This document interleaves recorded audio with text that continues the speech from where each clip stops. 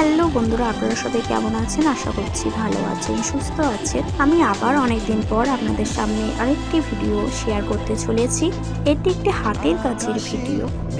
আমি একটি পিচবোর্ড নিয়ে নিয়েছি। পিচবোর্ডটাকে গোলভাবে কেটে তার উপরে একটি পেপার চিপকে তারপরে কালার করছি। দেখুন, আপনারা অবশ্যই ভিডিওটা পুরোটা দেখবেন, যেহেতু ভিডিওটা অনেকটা বড় হয়ে গেছে।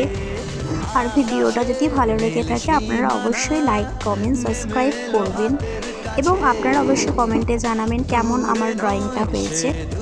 এরকম হয়তো আপনারা আগেও দেখেছেন অনেক ইউটিউব চ্যানেলে। আমি প্রথমবার আপনাদের সামনে শেয়ার করছি। এটা পুরোটাই আমি নিজের মন থেকে করছি, মন থেকে পুরোটা কালারটা করছি। জানি না কেমন হবে, দেখুন শেষ পর্যন্ত কেমনটা হয়। আর আপনারা অবশ্যই আমাকে সাপোর্ট করবেন যেন আপনাদেরকে আরও এরকম নতুন নতুন ভিডিও শেয়ার করতে পারি। আর শেষ পর্যন্ত ভিডিওটা কেমন লাগলো আপনারা অবশ্যই কমেন্টে জানাবেন।